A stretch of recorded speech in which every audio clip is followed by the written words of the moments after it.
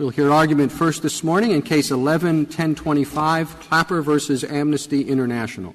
General Verrilli. Mr. Chief Justice, and may it please the Court, the question in this case is whether respondents have standing to bring a facial challenge to the 2008 amendments to the Foreign Intelligence Surveillance Act.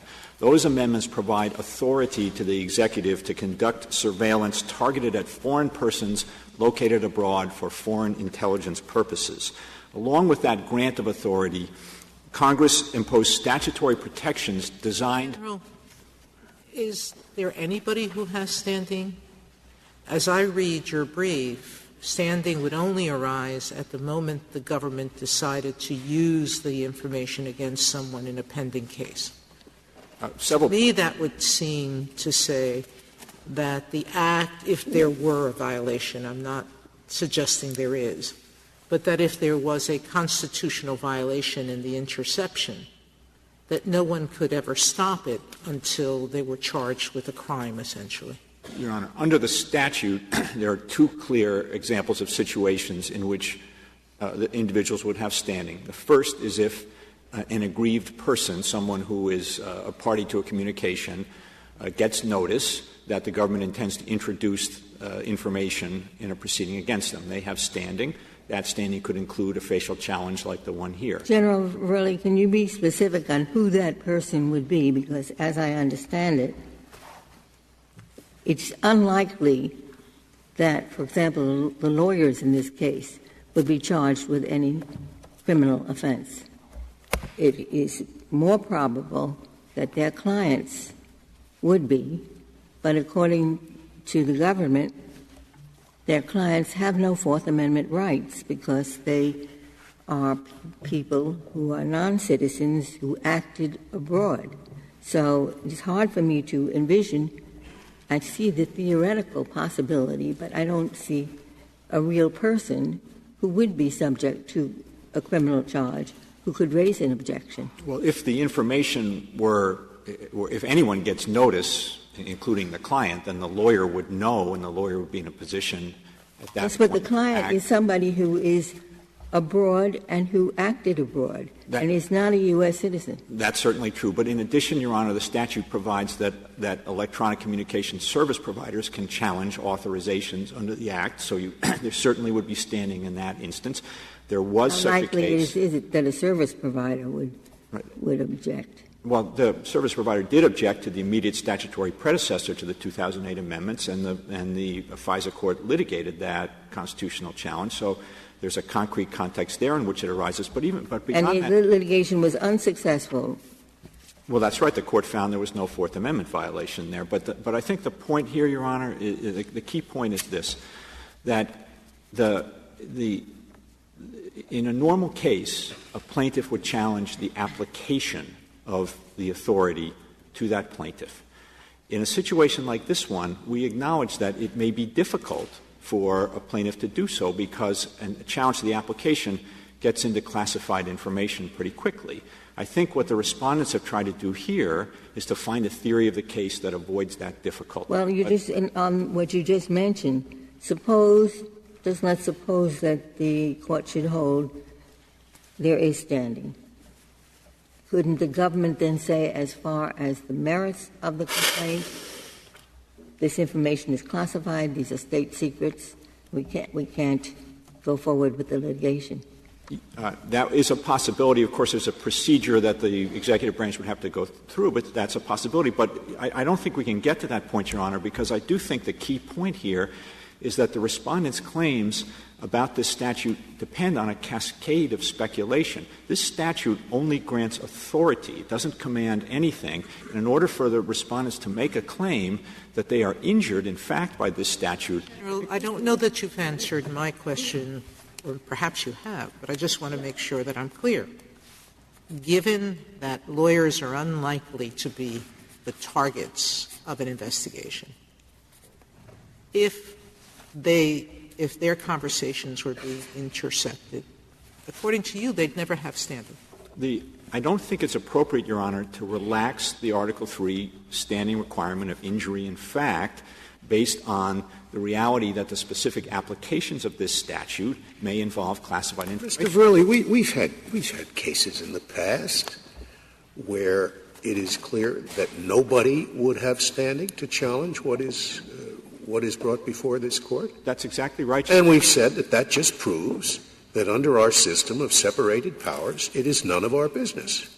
That the Court's authority cannot be invoked in that circumstance, and the mere fact that a specific application requires getting into classified matters can't change that basic Article 3 requirement. Is it the test that you propose that the injury, I think your brief used the word imminent, is another way of saying that? Is it unfair to characterize the government's position as saying that you're submitting that the injury must be certain? The key point, I think, is narrower than that, Justice Kennedy. This is a case in which the speculation is about the government's conduct, not the connection between the government action and an ultimate effect. Well, let's assume for the moment that the lawyer would be injured if his communication with the client were intercepted, or at least that he would have standing to prove injury. Let's assume that for the moment. If that is an acceptable premise, assume that it is, are you saying that it has to be certain to occur?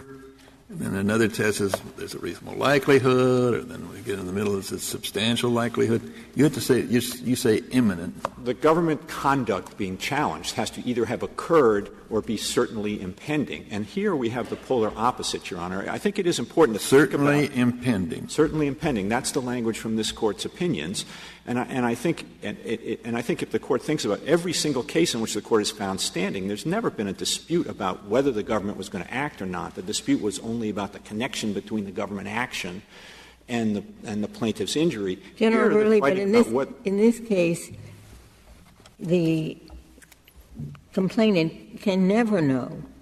I know you emphasize the speculative nature of this claim, but it's not speculative that the government being given this authority by Congress is going to use it. Isn't that so? I mean, are we to assume that Yes, that's not speculative, Justice Ginsburg, but what is speculative is the connection between the grant of authority and a claim of injury. I do think it's important to think. Yes, you wanted to say there's a cascade of inferences, I think was your phrase. Do you want to tell us that, in your view, all these inferences that were required to go through if the Respondent's theory is adopted, you were going to tell us? I'd like very much to do that. Thank you, Your Honor. Yes. First, the Respondents have to speculate about what the intelligence priorities and objectives of the executive branch are.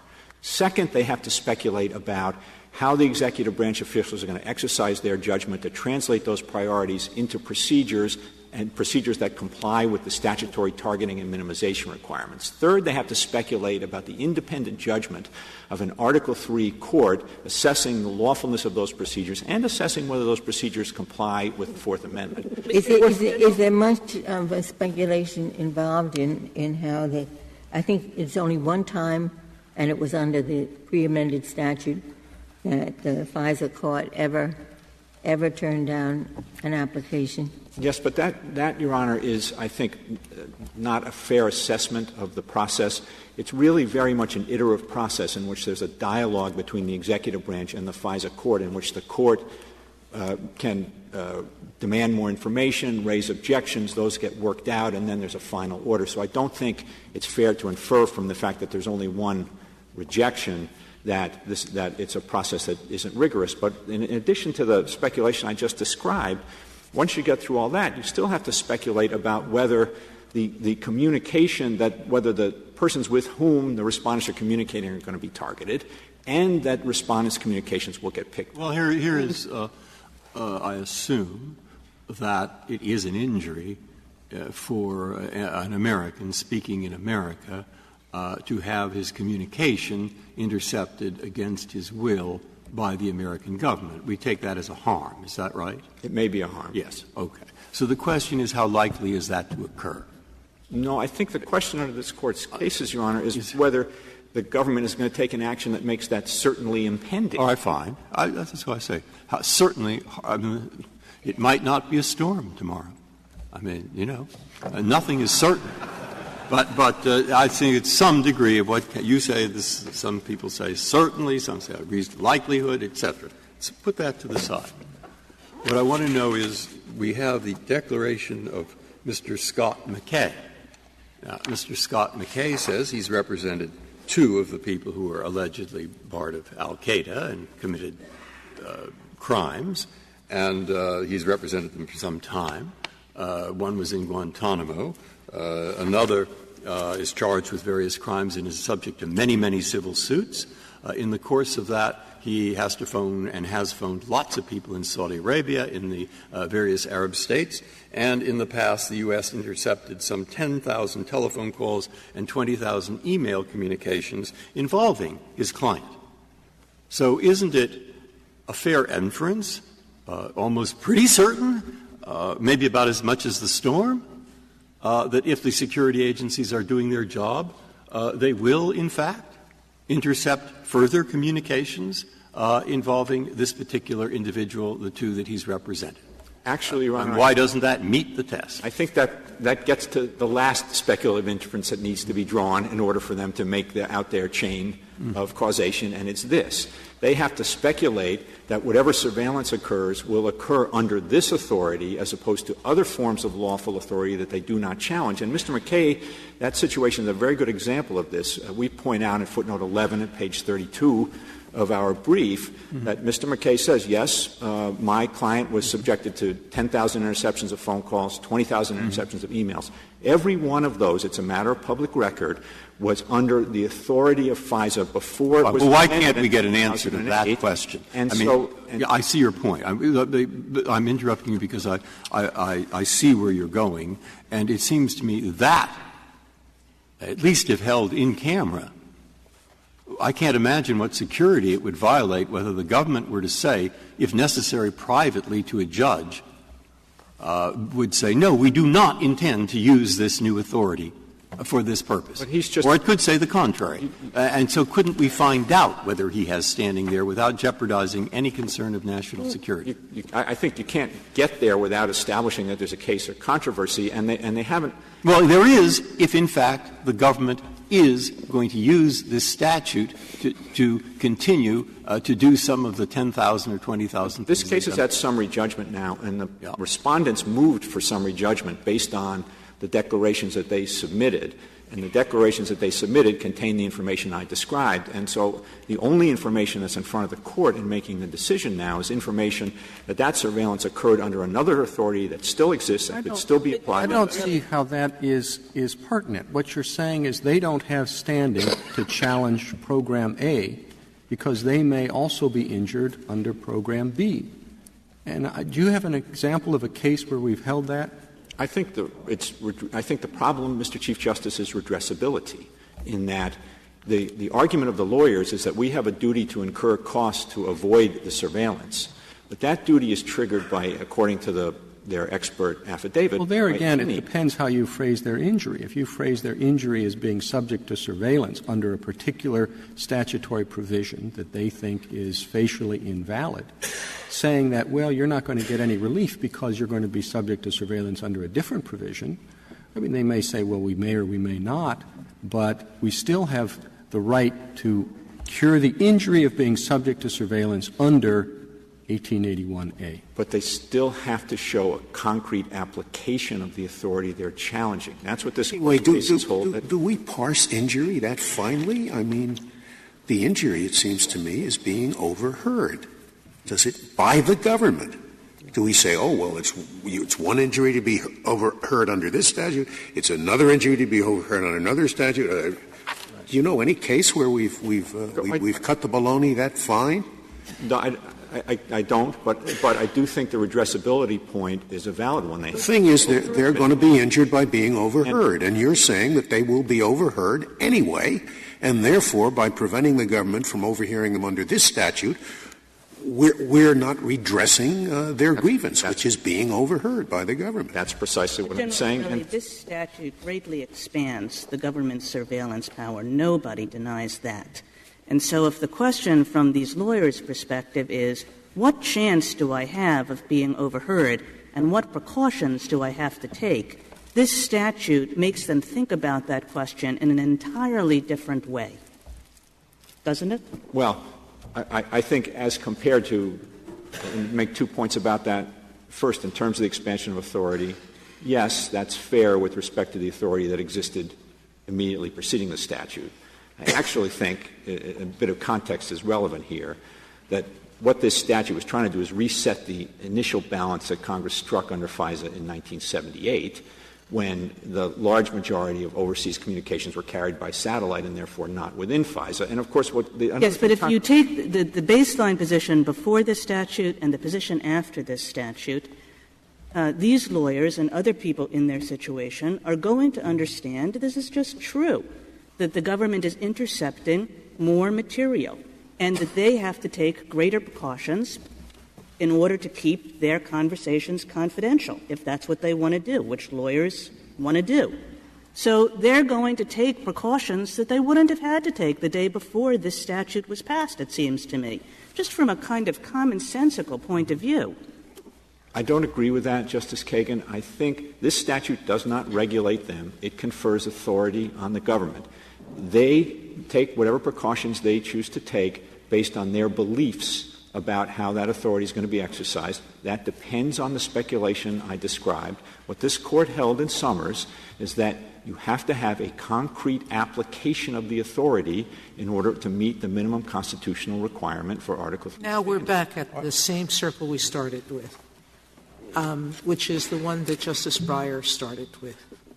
He pointed to one person who has been surveilled continuously, tens of thousands of interceptions. Can you really say that the government's not going to target him under this greater authority, that it sought just for the purpose of ensuring that it casts a broader net?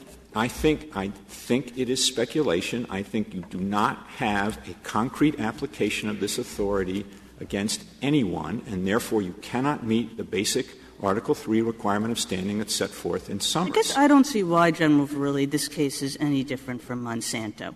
In Monsanto, the government deregulates genetically modified alfalfa, says go plant it. Now, there were these farmers who were complaining, and they said, we don't know if that will contaminate our crops or not.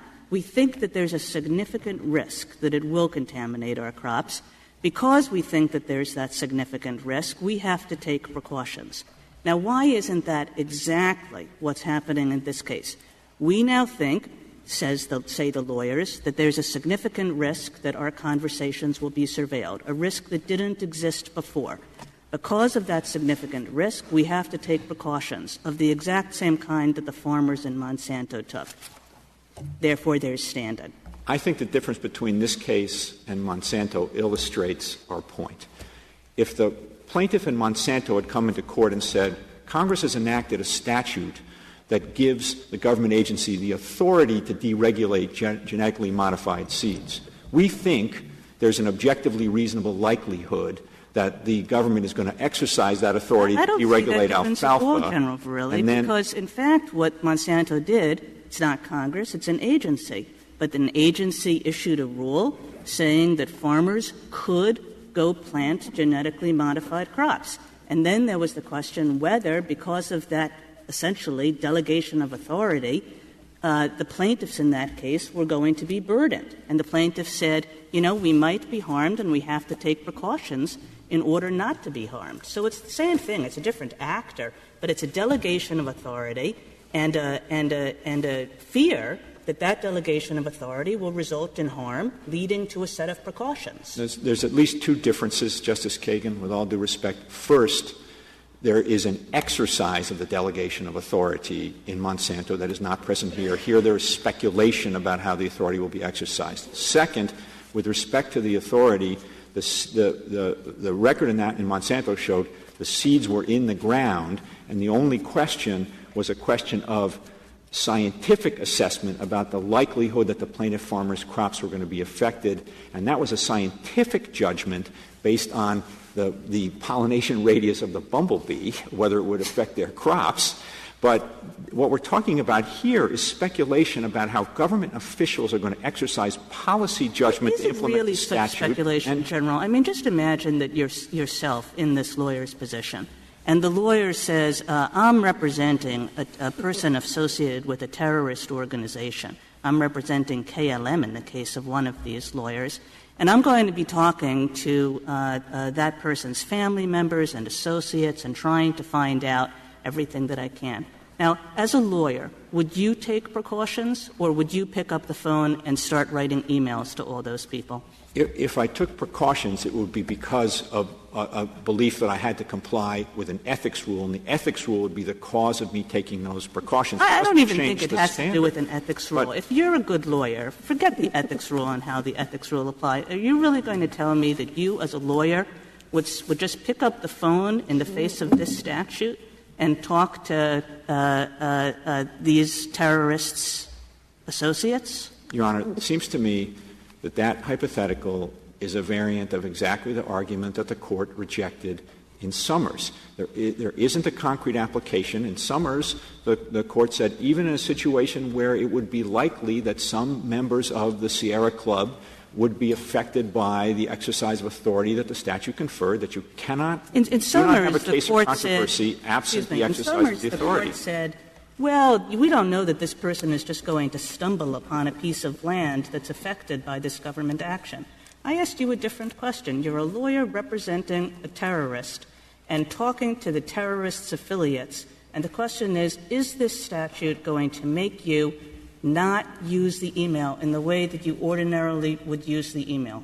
Well, given the availability of traditional FISA surveillance under Executive Order 12333, surveillance by foreign governments, I don't think it depends on this statute, but in any event, whatever the reasonable judgment of a lawyer in those circumstances, there isn't a concrete application of the statute that creates a case or controversy here. And you'll never know.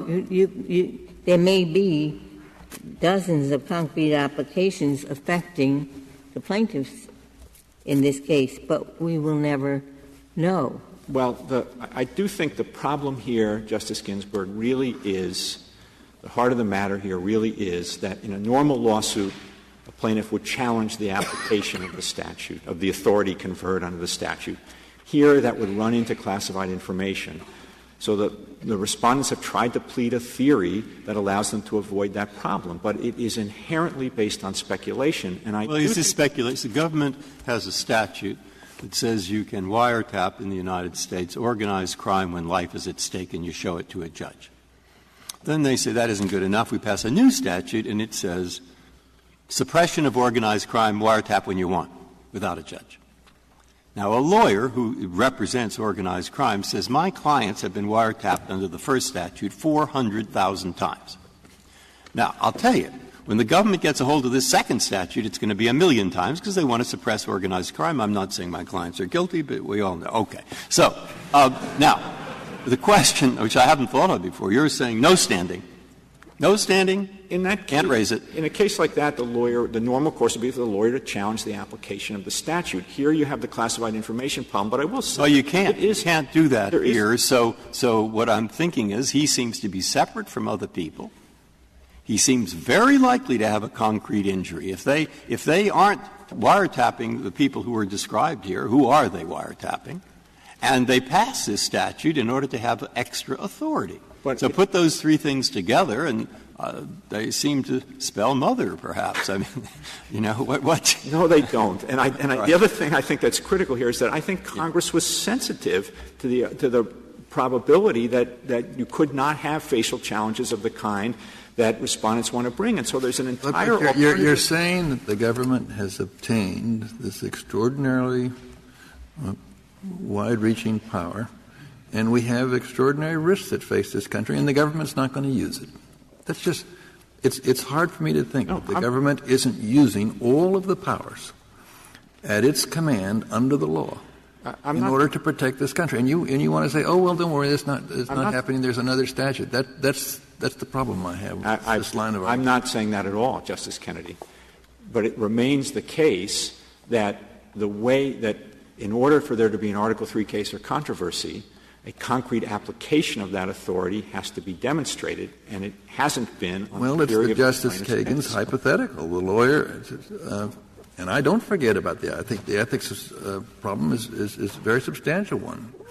I think the lawyer would engage in malpractice if he talked on the telephone with some of these clients given this statute. And I think it would be the ethics rule that caused the lawyer to take those steps, not the statute.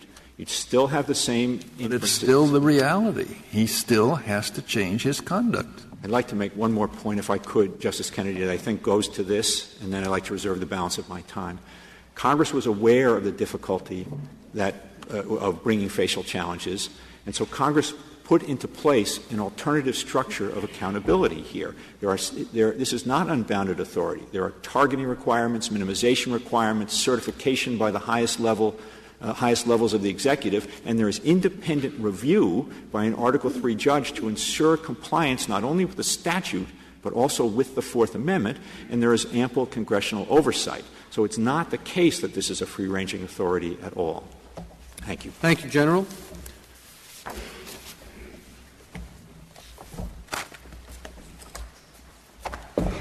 Mr. Jaffer. Mr. Chief Justice, and may it please the Court. Plaintiffs have standing here because there's a substantial risk that their communications will be acquired under the Act, and because this substantial risk has effectively compelled them to take immediate measures to protect information that is sensitive or privileged. Plaintiffs are lawyers, journalists, and human rights researchers who routinely engage in communications that the Act is designed to allow the government to acquire. Plaintiffs communicate, for example, foreign intelligence information, the kind of information that the statute expressly authorizes the government to collect, to retain, and disseminate. Our cases, of course, do say certainly impending, not substantial risk. Well, Your Honor, I think that there is a question, even in cases that involve only a future injury, whether certainly impending is in fact the standard. But leaving that to the side, this is not a case that involves only an allegation of future injury.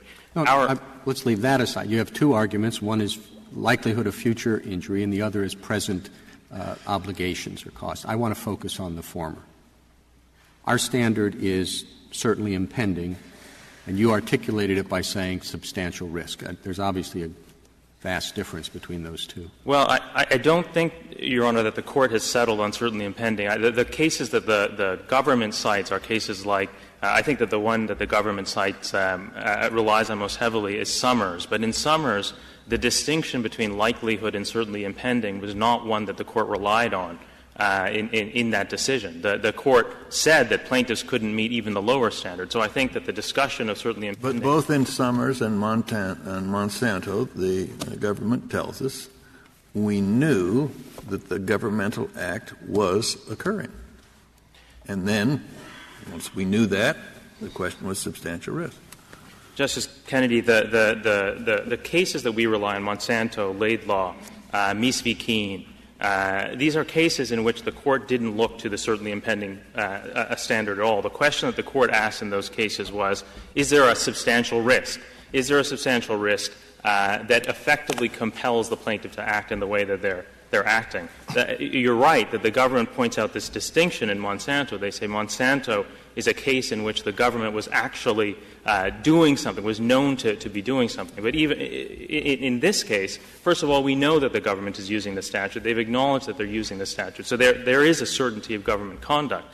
But aside from that, those cases like Monsanto and Laidlaw and Mies are not cases that actually turned on the fact that the government was doing something. They're cases that turned on the fact that there was a substantial risk of future injury, and the substantial risk compelled plaintiffs to do something immediately. It's not enough, of course, to know that the government's using the statute.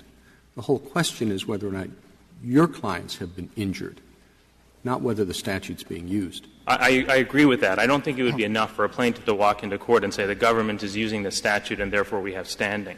But our plaintiffs are not in that position. Our plaintiffs — Counsel, I have — I'm sorry. Do you want to finish? If it's all right, could you finish the answer? Sure. I was just going to say that our plaintiffs have reasons to believe that their own communications will be monitored under the statute. One relates to the kind of information that they routinely exchange over the phone and by email, foreign intelligence information. But it's also that plaintiffs communicate with the kinds of people the government is likely to monitor under the statute. Does that assessment take into account the fact that a court is going to pass upon the government's ability to intercept these communications? It does, Justice Scalia. I mean, you're right that there is a court that in some sense stands between plaintiffs and the future injury that they fear. With the obligation to apply the Fourth Amendment. I don't think it's that simple. The court, the FISA court, is tasked with assessing the reasonableness of targeting and minimization procedures. But the statute itself forecloses the court from imposing the kinds of limits that plaintiffs think the Fourth Amendment requires. So, for example, the statute itself in Section G4 says that the government is not required to identify the facilities to be monitored. And the statute itself, in defining targeting procedures, defines them to be procedures intended to ensure that the targets are outside the United States. But if, as you say, those procedures violate the Fourth Amendment, it doesn't matter what the statute says. Well, the court would have if those statutory provisions would produce a violation of the Fourth Amendment, they're null and void, right? Well, I think that's right. The court would have so the right FISA court would presumably know that. Well, I think that if that had happened over the last 4 years, the government wouldn't be seeking reauthorization of the statute now.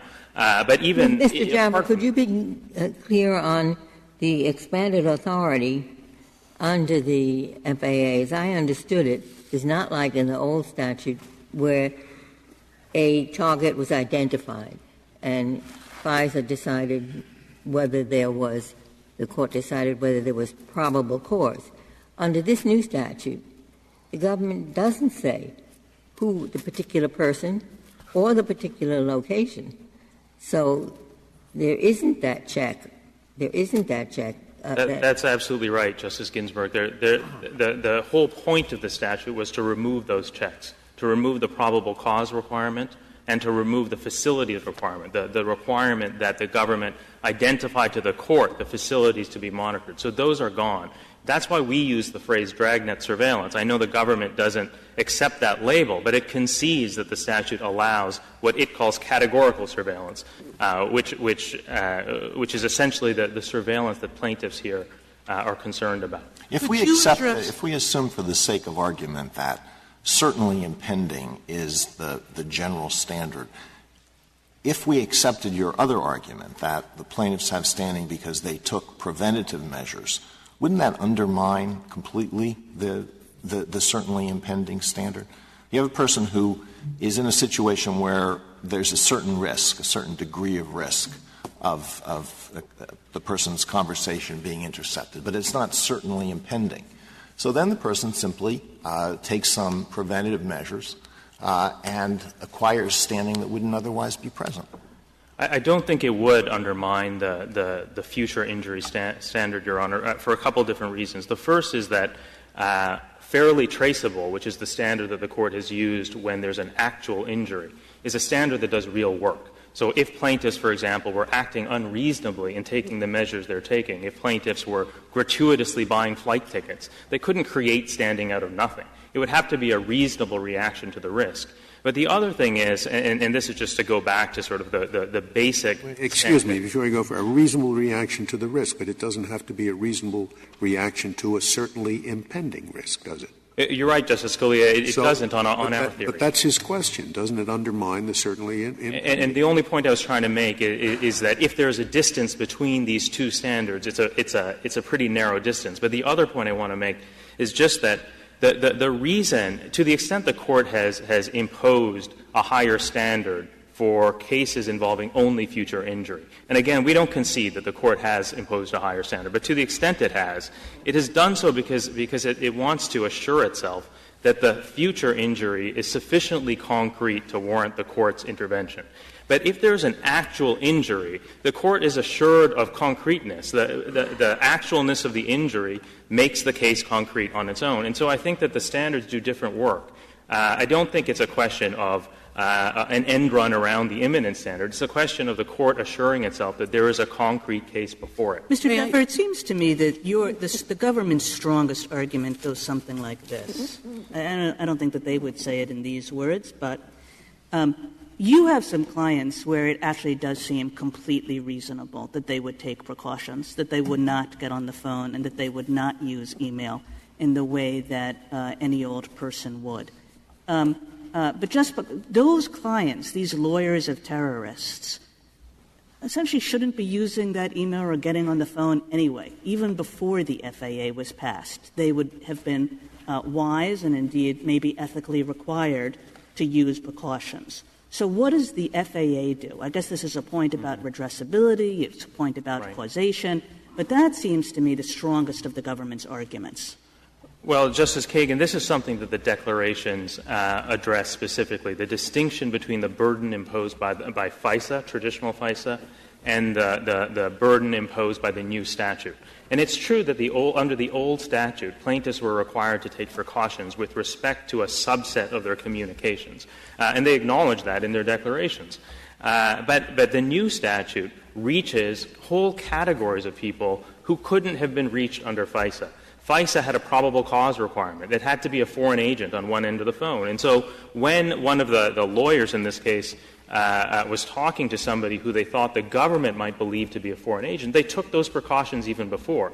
But now they have to take those precautions, some of which are very costly. They have to take those precautions with respect to people who are, for example, witnesses overseas or journalists overseas or human rights researchers overseas. As Scott McKay says in his declaration, with respect to every single international communication, I have to make an assessment of the risk that the government. Do you have specifics in the affidavits of things that your clients would have done previously that they cannot do now?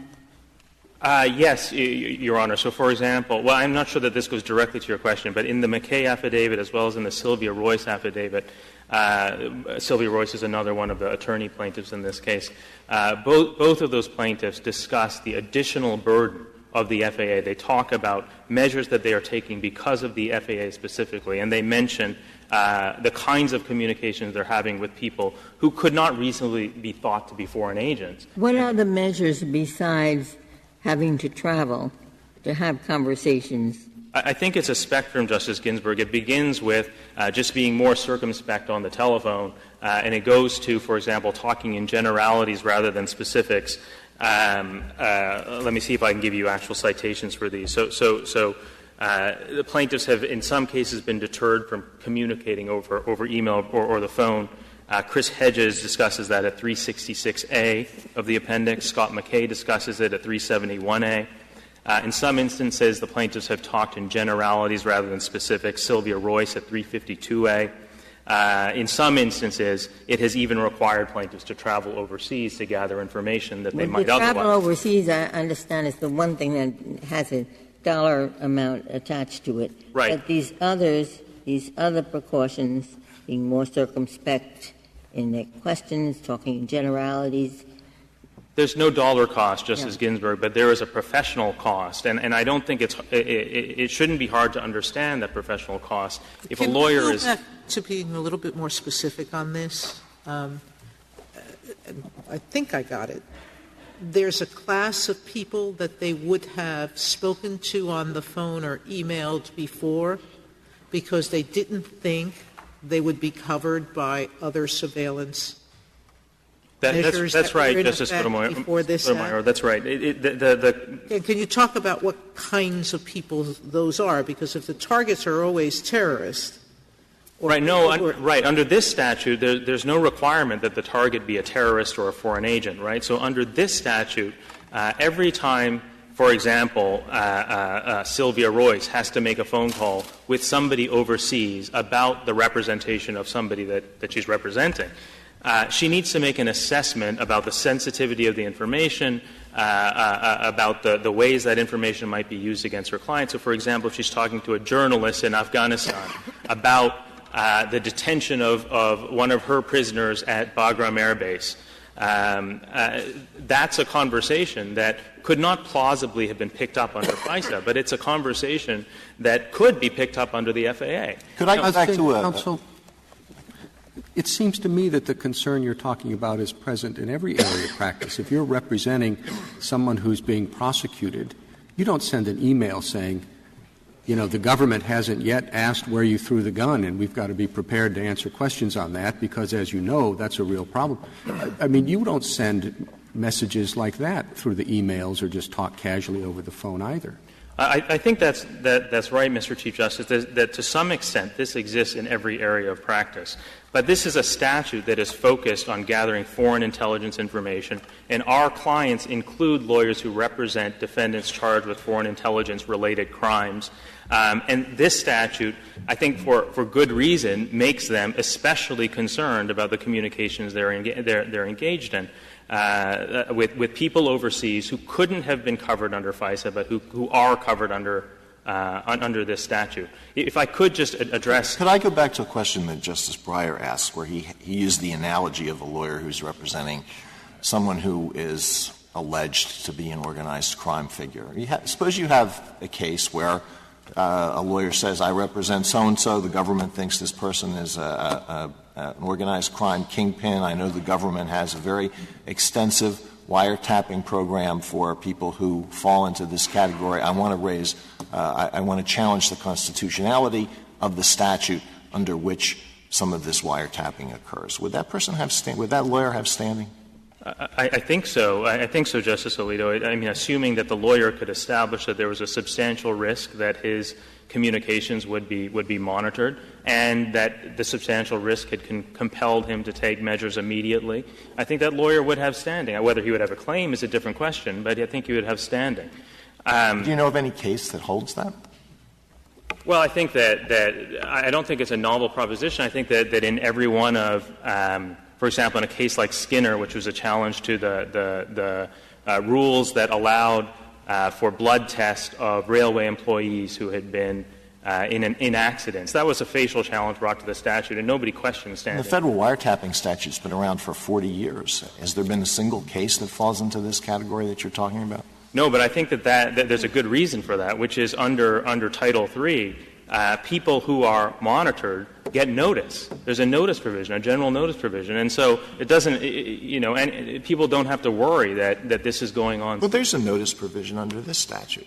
Only for prosecutions, right? Only for prosecutions, and the government has made clear that it's not going to, that the main purpose of this statute is not to gather evidence for law enforcement. I think which I think is difficult, because it makes this case somewhat unique, that what you're worried about most is the definition of foreign intelligence information, which defines it to include information with respect to a foreign power or foreign territory that relates to the conduct of foreign affairs.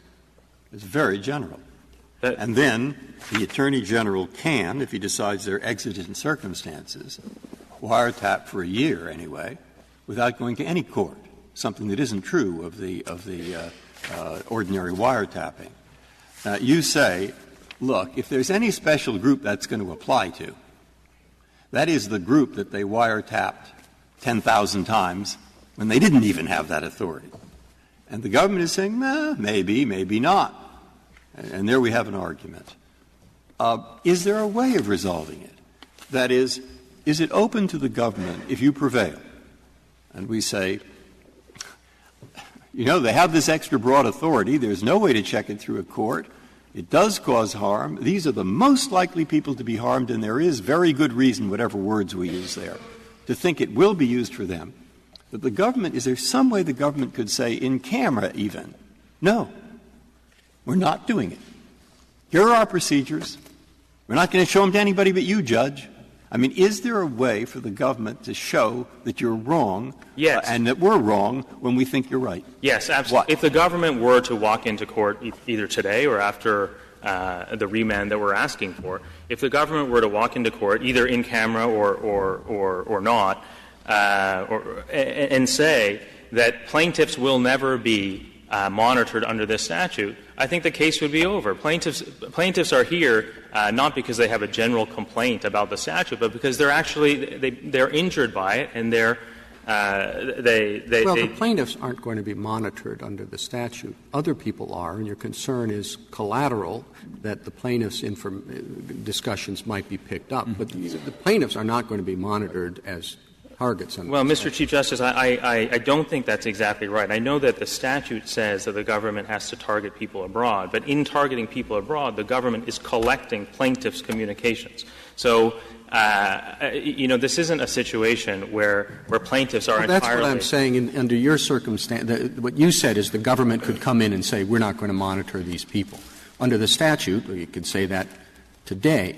The question is whether or not your client's conversations can be picked up in an incidental way.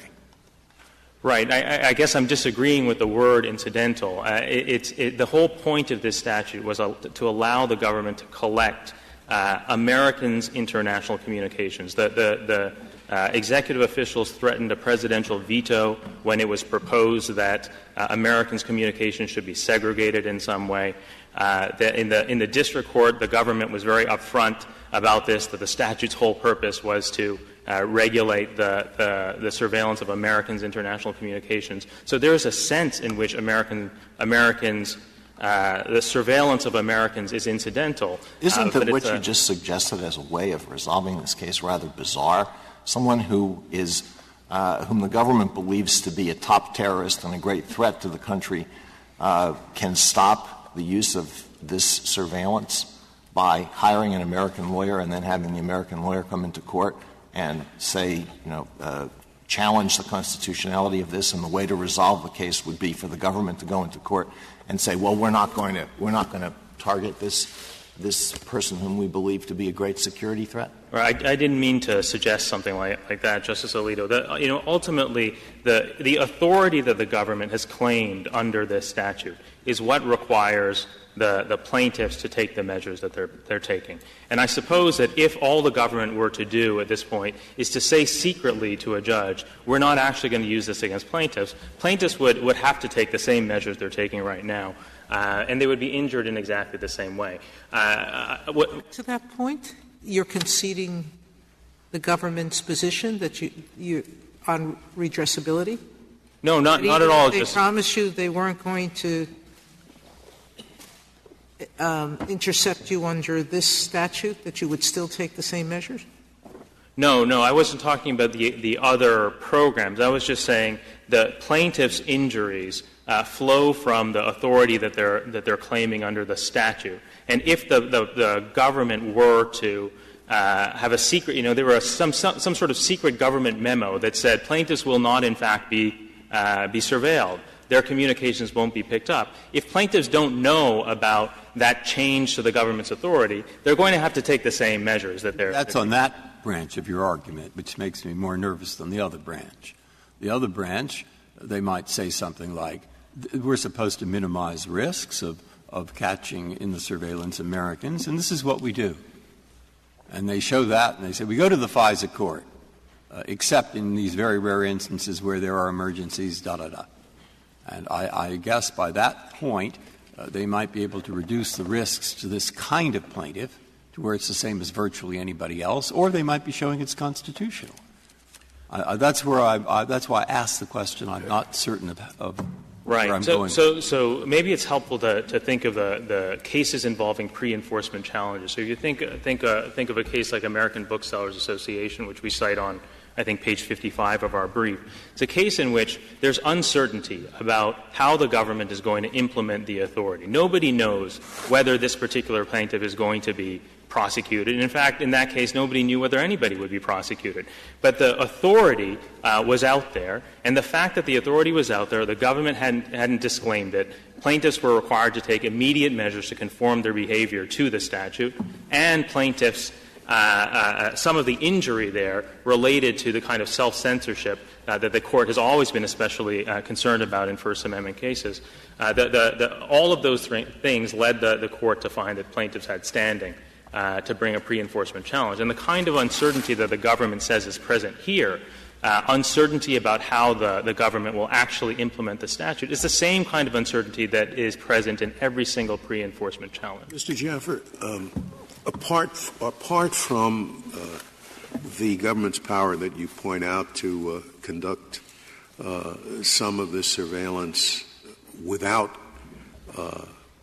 approval by the FISA court in an emergency situation for 1 year.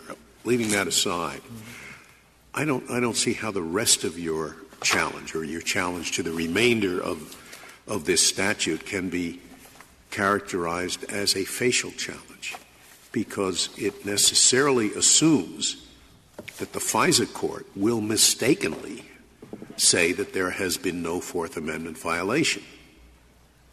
Doesn't it? For all the rest of the statute. Justice Scalia. Our concern is not that the FISA court will make mistakes, although it well might. The main concern is that the reasonableness inquiry that the FISA court engages in is a narrowly cabined one. The court can't say this is unreasonable because you haven't identified the facilities. It can't say this is unreasonable because you haven't identified a specific target. It can say it's unreasonable because you have unreasonably limited us. Don't you think the FISA court is able to say what we're allowed to look into under this statute does not comport with the Fourth Amendment? I think we have to look into more. I think it's within the realm of the conceivable that the court could essentially subvert the statute in that way or find it unconstitutional, but the government would not be pressing for reauthorization now, and plaintiffs have to act on the basis of the authority that is delineated in this Federal law. And plaintiffs see that there's a law that is designed to allow the government to mine Americans' international communications for foreign intelligence information. The plaintiffs are people who report on war zones or they investigate human rights abuses in places like Syria and Lebanon and the Yemen and the Sudan, places where the government is likely to use this power. And plaintiffs include people who represent defendants who have been charged in terrorism crimes and foreign intelligence-related crimes. And so I'm sorry. In our view, they act entirely reasonably in taking the measures they're taking, and they are effectively compelled in the same way that the plaintiffs in Monsanto, in Laidlaw, in Mies v. Keene were effectively compelled to take the measures that they were taking. Mr. Jaffer, you mentioned your journalist clients. Do you have any affidavits or anything else in the record to suggest that those journalists have simply not gotten information from third parties that they otherwise would have gotten? In other words, this would not be a question of what precautions they took and what precautions were reasonable, but if you assume that information is the lifeblood of journalism, that their sources and their information has dried up as a result of this statute. Yes, Justice Kagan. Naomi Klein's declaration at page 338A addresses that. I believe that Chris Hedges' declaration addresses it, too, although I don't have a page citation for you. It's certainly in the lawyers' affidavits that some third parties are less willing to share information. Sylvia Royce, 353A. So the declarations were filed early. It was a summary judgment motion. They were filed relatively early. So to some extent, they are making predictions about how third parties will react. But I think it's an entirely fair prediction to predict that third parties who believe that the communications are being surveilled will react in the way you just described. And although it's not in the record, we have spoken to our journalist clients more recently, and they have told us that the predictions have actually been realized in some cases.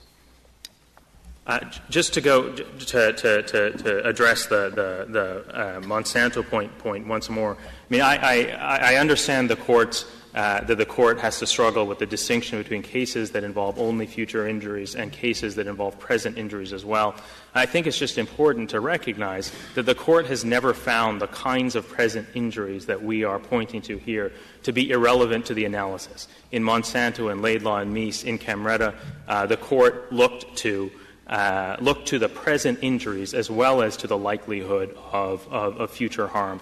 And we are not making an argument that we are entitled to a lower standing to lower standing requirements or less stringent requirements than the court has applied in other cases. Well, in Monsanto, suppose the challenge had been brought by a soybean farmer who said, I raise soybeans, people around me raise soybeans, I'm afraid that they're going to start planting genetically modified soybeans, but they haven't done it up to this point, but I think this might be something that they will do in the future, and if they do that, then I'm going to have to take precautions.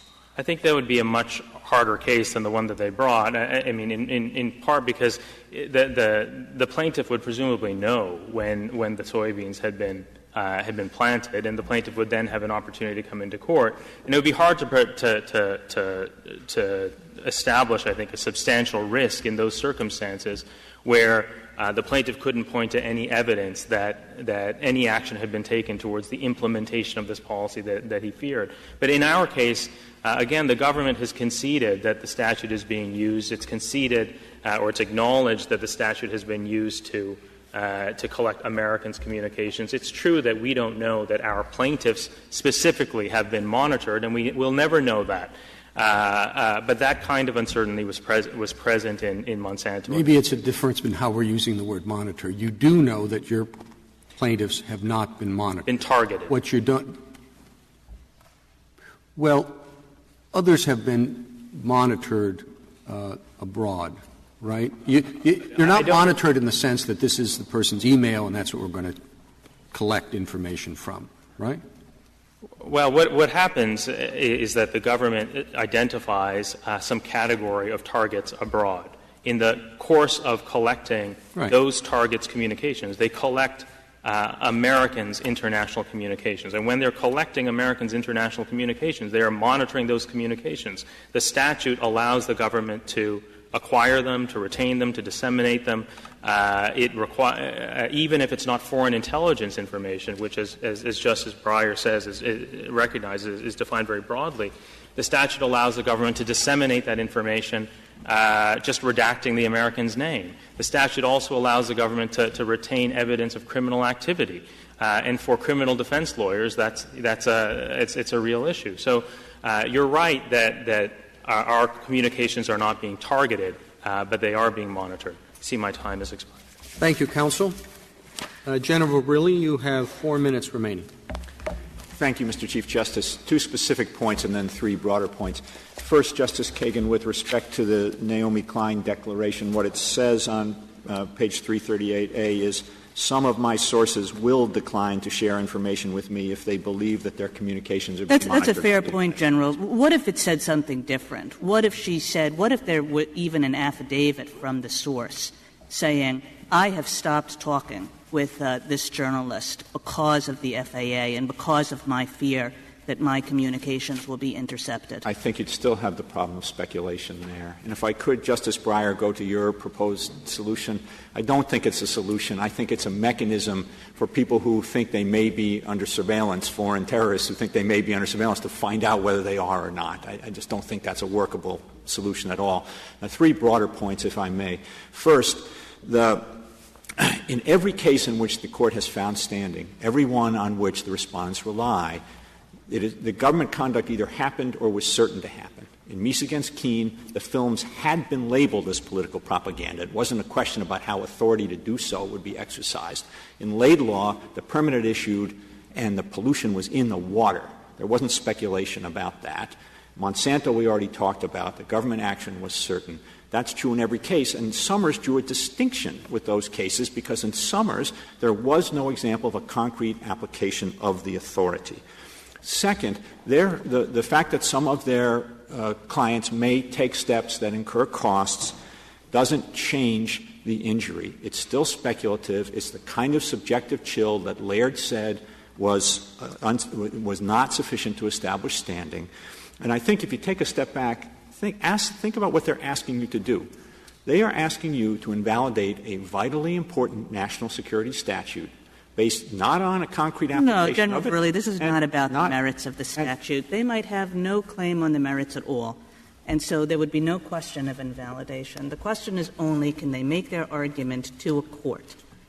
But the whole point, Justice Kagan, the basic, most fundamental point about the case or controversy requirement and the injury in fact requirement that is embedded in it is to preserve the separation of powers. They are asking the court to consider invalidating the statute based on an assumption either that there's dragnet surveillance or an assumption that their clients are going to be put under surveillance without a single fact to substantiate either of those assumptions. I submit to the court that it would be — never have, and that's what makes this